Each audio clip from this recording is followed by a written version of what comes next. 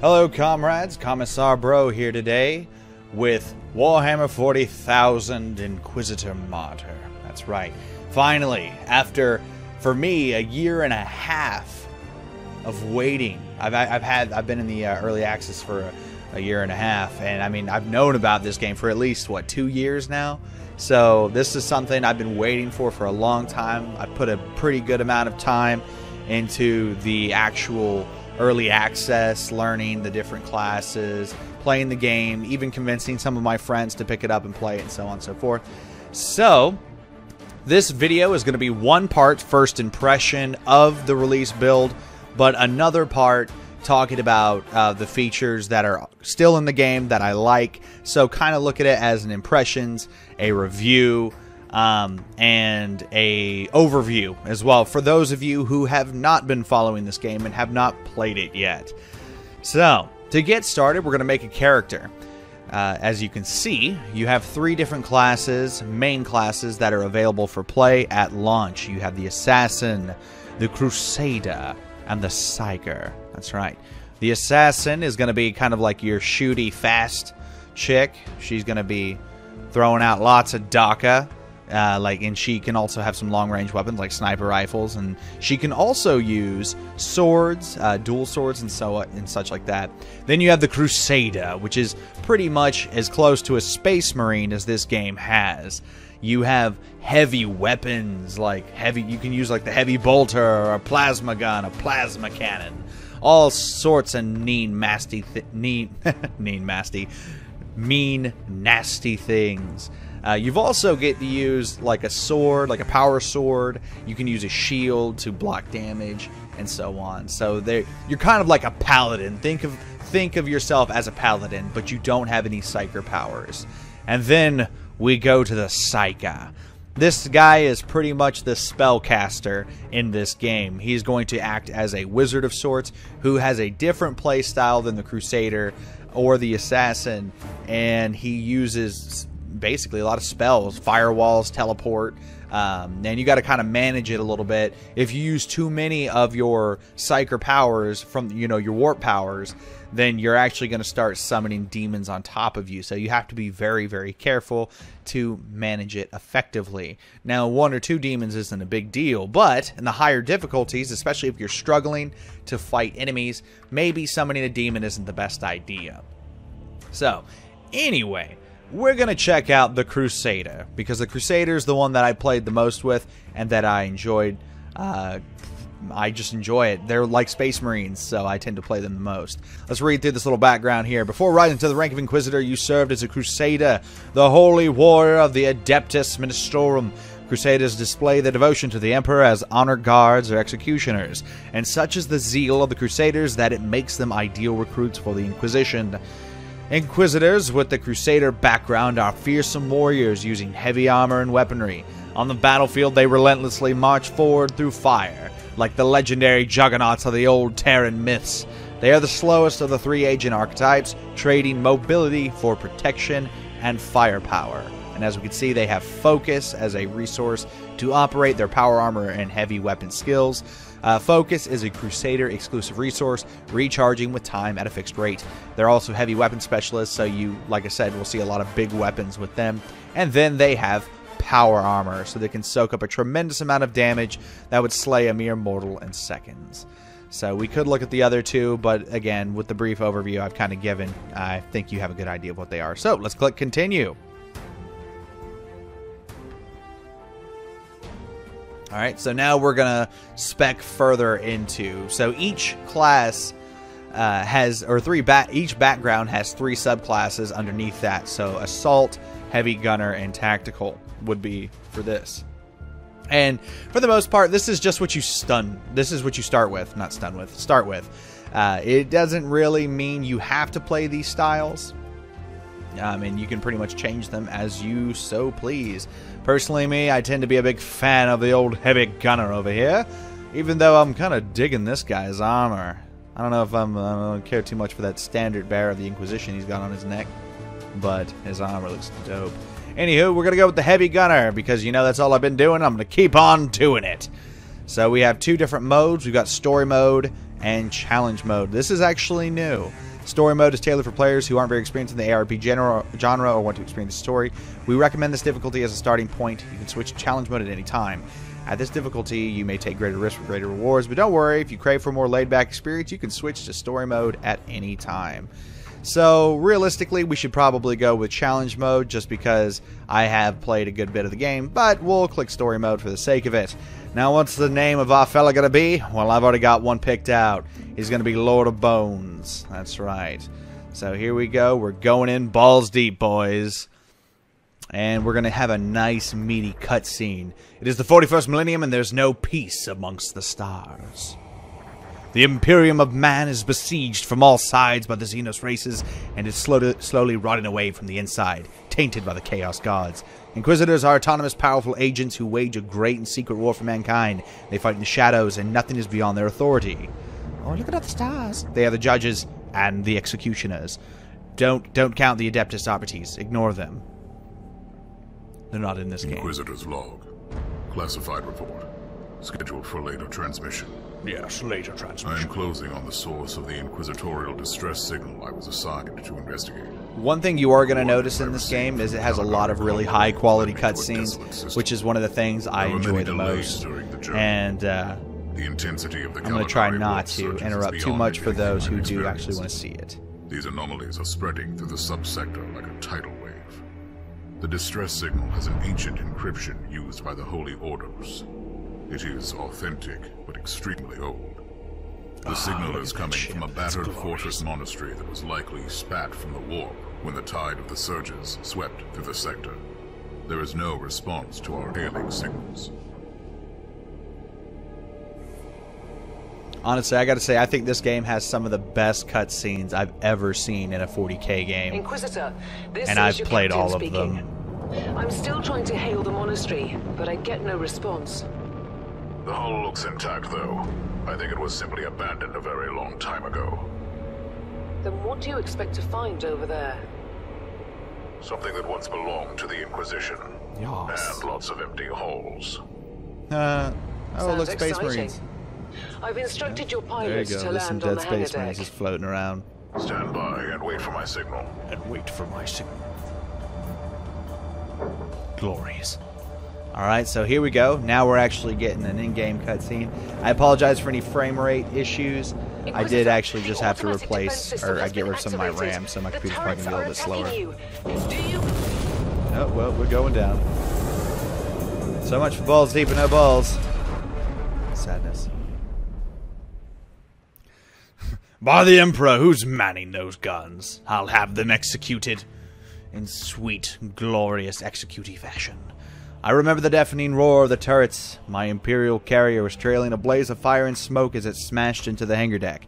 I heard the screech of shredding metal, but the vast emptiness of the colossal hall swallowed the noise. Somehow, slowly, painfully, I crawled out of the smoldering wreckage. The air was stale, and the mysterious fortress monastery loomed dark and empty. Oh my. They're really building up the suspense here. So, to talk a little bit more about the game while we wait for this to load, Inquisitor Martyr is an ARPG, which if you're not familiar with that, action role-playing game. There's not a whole lot of role-playing, but there's definitely a lot of action. It's in the similar vein as Diablo. That's actually probably the closest way to describe this game is Diablo. However, if you've played the Van Helsing games, that's actually some of Neocore's previous titles, so you will feel right at home if you found enjoyment in those games. I will record everything in my audio log in case I don't return. Glorious. Alright, so starting out, as you can see, we can kind of move around a little bit. We got all this good stuff going on. Down here is where your skills are going to be. Right here is going to be your armor skill. No, this is your armor skill. And then this will be like an item, like grenades or something like that. Then you have over here inoculators. Inoculators can be customized further on in the game. So, for example, you can have damage boost, or for the one that I have now, allows me to restore health, but also to restore my suppression rate, which your suppression bar is shown here at the top. your suppression resistance. If you become suppressed, you take more damage, you move slower. Basically, you don't want to be suppressed. And as you can see here, your health is right here. It's this bar. Now, I will say this game operates similar to Diablo 3. If you start taking damage and you escape from combat, after a couple of seconds, you will start to heal. So let's go ahead and talk to this little head here who's just bobbing. Mindless servitors were created for menial tasks, but having a flesh drone just for operating the door seems excessive. This is 40K, sir. That's never excessive. That's like the third time I've made that joke. I'm going to keep on making it. You can't stop me.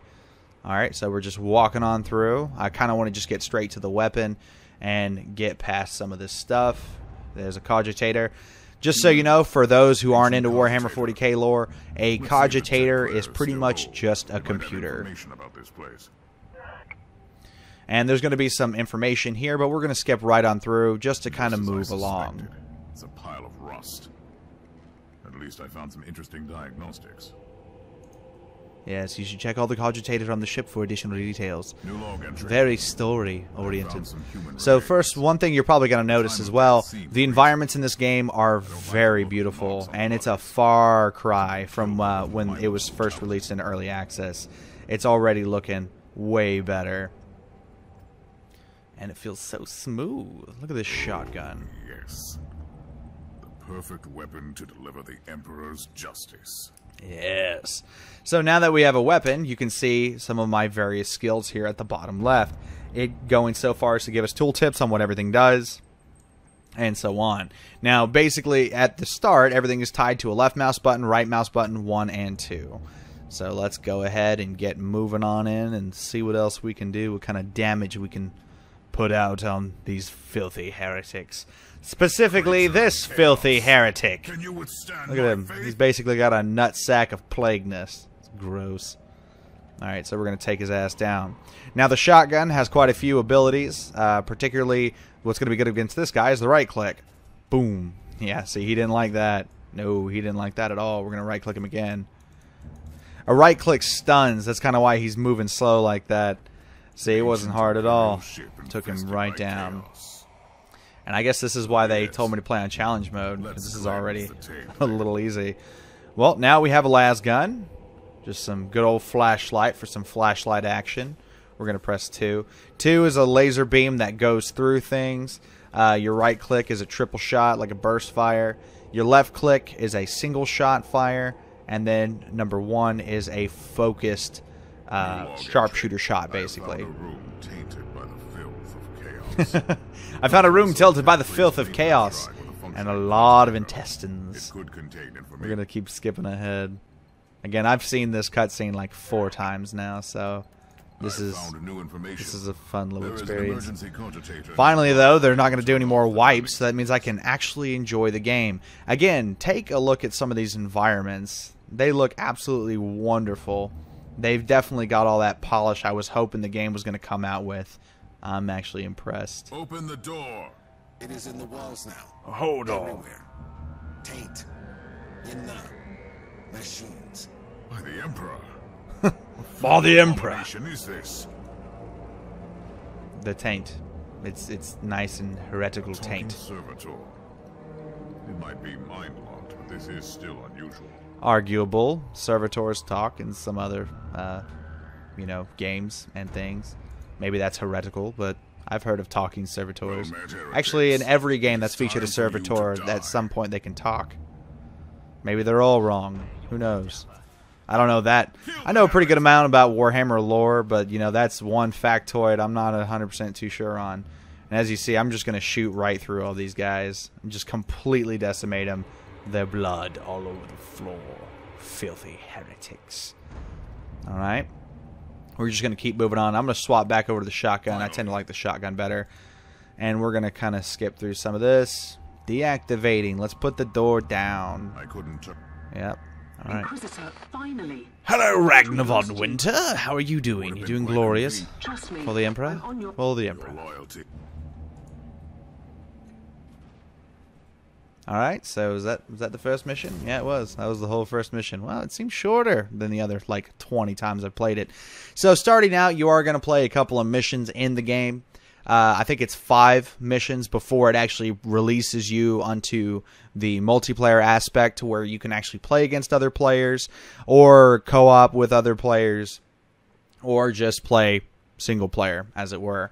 As you can see, these are the campaign missions here. They're pretty simple. They're straightforward. They're mainly just tutorial missions to teach you how to play the game. We'll take this moment to kind of look at the character sheet since I'm probably not going to have much more time past this point. So, first off, you get perks. You get perks for doing things and reaching certain levels. Let's see. For example, make 500 enemies vulnerable, and you get each critical hit puts vulnerability on the target with a damage type of the attack, and it stacks. Ad hoc subjugation. This one area, attrition feedback. Apply any type of dot 1,000 times. Each time you deal damage with a dot effect, it heals 0.3% of maximum health. And so on. So you've got a bunch of different perks that you can get. Right now, we just have Exalted by Murder. Plus 5% damage for every kill for 5 seconds, and it stacks. Beautiful. Now, you've also got cabals in the game, which are clans. You can join other inquisitional cabals and meet up with your friends. And there's actually tech trees in it, similar to how Warframe works. I don't think there's like a guild ship or anything like that, or a guild base or anything that you can actually work with. But there is a tech tree, and you get various bonuses and items by being a part of cabals. So I would highly recommend that. Warzone is the other new mode in the game. I'm actually not familiar with Warzone yet. Let's see if we can't find it in here. I don't see it in here. When I clicked on it, it showed me exploding objects. Makes sense. Let's look on here. Do you see Warzone? Maybe it's there and I just don't see it. I don't see it. Star map, priority assignments, turret missions, inoculator customization. Yeah, so it's actually going to talk about some of the things in the game like inoculator customization and so on. So this, and I guess we'll just kind of move on from that because, again, I'm not going to be able to talk about Warzone because I haven't played it yet. Anyway, you've got attributes. You got 3 different attributes for each one of your characters. In this case, we have Warfare, Toughness, and Virtue. Virtue being like Warp Resist, Suppression Resist, so on and so forth, increasing focus regeneration per second. Toughness, pretty obvious. You can take more damage, and you can also, as you can see, physical resist bonuses, 10% healing bonus upon inoculator activation. And then Warfare, again, pretty obvious. It's probably going to give you damage bonuses, which it does. Demolition plus 25% damage bonus versus cover. That's one thing you're going to notice about this game. It has cover. You can actually get behind cover, get behind things, and let something take damage for you while you inflict damage upon your enemies. And you also can customize your Inquisitor pretty in-depth wise. As you see here, we have a main implant that currently does jack shit for us. We can also have an eye implant and a neural implant, so 3 major implants right at the top. But then you can also have your armor, which you can customize. I know there's at least like 5 different sets of armor that each have different abilities, resist, and damage reductions. And again, being like Diablo, there's going to be a million different combinations of armor and whatnot you're going to pick up as you play through the game. You've also got equipped items which allow you to do things like throw grenades, frag grenades, blinding grenades, stun grenades, or using like some increased crit hit and stuff like that. So you've got a bunch of different items like that you can use. Purity Seal, another passive item that provides passive bonuses to your armor. Then again, you have your inoculator.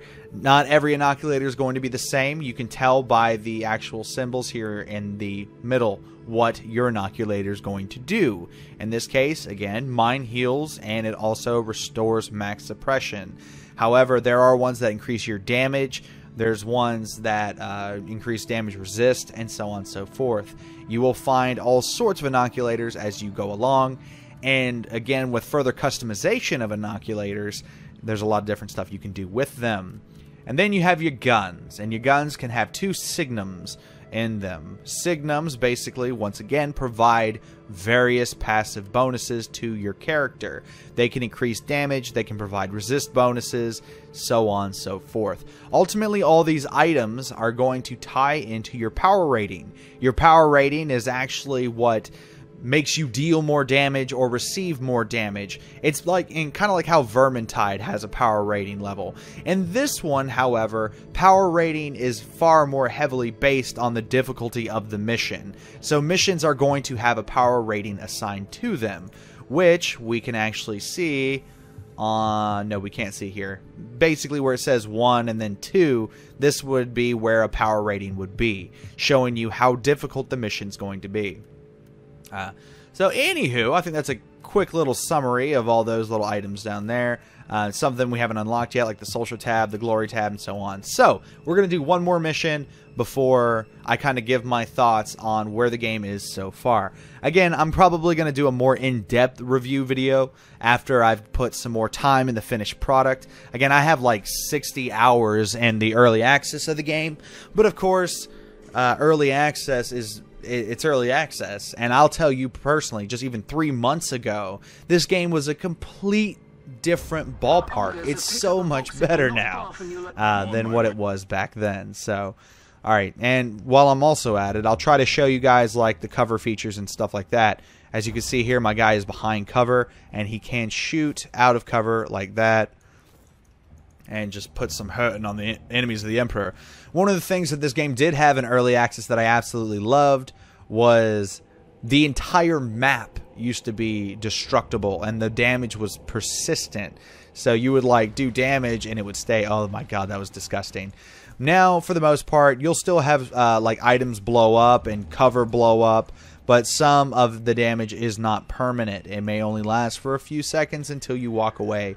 And of course, that's for graphical optimization. They were having too many memory problems, I think, with the real-time persistent damage model, even though it was so beautiful to look at. By the Emperor, filthy heretics, chaos filth and all that good nonsense. We're gonna put them down. Alright, you gonna make me watch this? Clearly it's gonna... Hey Ragnar, how you doing? You looking pretty good up there. I don't know how I feel about white hair. I'm not really a big fan of older chicks. I'm kind of more of my age type chicks. Anyway, we're moving on now, so let's go blast these guys. As they... I like how that body popped up. That was great. So already you can tell graphically the game is very, very pretty. And I don't even have it on the highest graphics. That's the funny thing. This is literally just high, which I imagine there's not going to be too much of a difference between high and very high, but you know, it's the small stuff. We can also zoom in a little bit more to get more of that ambiance. And as you can tell, because of the class I'm using, I really don't need to get behind cover a lot, especially the difficulty level of this mission. There are later missions which are incredibly difficult, so you're going to want to have as much cover as you can possibly find, because it will get destroyed. There are big enemies in this game as well, like dreadnoughts, hellbrutes, demons, like actual big-ass demons. Yes, oh bless you to smithereens. And here's one of the first bosses we're actually going to fight. This is a rebel commander, and I'm going to tell you right now, he's a lot tougher than he looks. He can soak a lot of damage, which just makes him absolutely annoying. But little does he realize we have rockets on our back. That's right. Put him down, and I'm getting shot at by a really big gun. Alright, so now let's try to take this dude down. I might need to pull out my last gun. Oh. Oh. Oh. Come on. Come on. Reload. Reload. Throw a grenade. Jeez. I was about to say, those sentry guns always get me. They just do so much damage. Alright. Fire. Fire. Fire. I should probably use cover. I'm really not taking much damage, which is convenient. Okay, I'm shooting the gun. Unfortunate. Pew. Pew. Pew. Recoil unclean. I like how I've barely taken any damage in this engagement. This story mode definitely makes the game a lot easier. I should have picked challenge mode. This is a bit too easy for me. Let's take a look at the map. Where we gotta go? We gotta go this way. I'm not too keen on sitting here looking around trying to find items and such like that. I'm more keen on getting through the tutorial as quickly as possible to experience the meat of the game like I was a few months prior. Look at this corpse. Oh, little, what is this, a guardsman? Looks like a guardsman. Ooh, look at us, getting a little bit of footage of a hellbrute.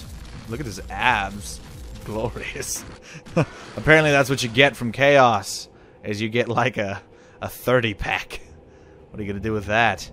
The only 30 pack I can get, I pick up at the gas station for about, you know, 20 bucks. Get me drunk as we sit here and shoot these filthy heretics. So, right off the bat, talking about some of the actual shooting mechanics in the game, it's very simplistic how they work.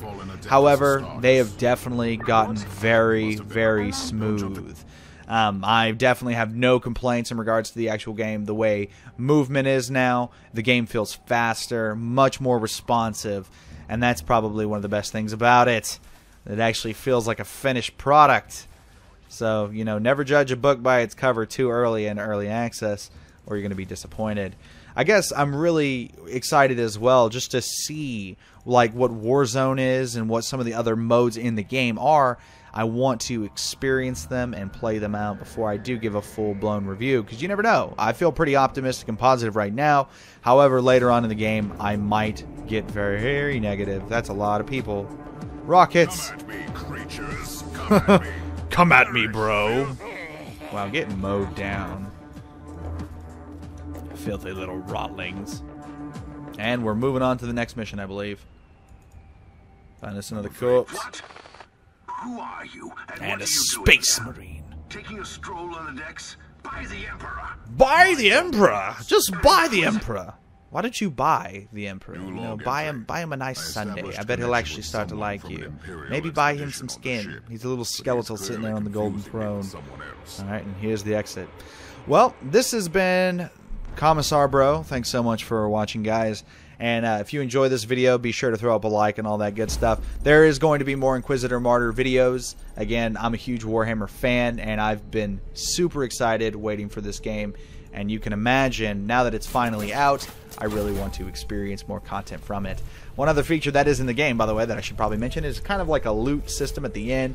You're granted rewards for completing missions. This is every mission that you are given rewards from money to actual implants and guns and armor and so on and so forth. That does not count the items that you find on the map, and it is not affected by those either. You're still going to get rewarded either which way. Again, think very similar to Vermintide, except for in Vermintide you can't find stuff on the map. So, and as you can see, I actually unlocked a new item type. I can start receiving plasma pistols as per some of my rewards in the game, and I got one extra skill point that I can put into stuff. So if we go over here to the skill tree, I'm actually going to show you this, and then we're going to call it done. Even though I know I already said my thing, and I said this is Commissar Bro, and I'm going to go, but I lied to you, because I'm going to do this first. Now, again, these trees are pretty extensive. As you can see, there's a lot, I mean a lot, of different skills and passive abilities you can getting these skill points as you level up. Initially, when the game was still in early access, they tied it to your account, so you could apply these skills into your account, but have since gone back on that and decided to just do it for one character at a time to speed the game up a bit. But anyway, so I'm going to go into support. I'm going to get me inoculators, because being able to heal is always incredibly fucking useful, let me tell you. And then, by the way, you can also go through the heroic deeds, get these deeds done, and you will get additional attributes, perks, and occasionally skill points. So it benefits you to want to do them. Anyway, this has been Commissar Bro. Thanks so much for watching, and I will see you guys next time.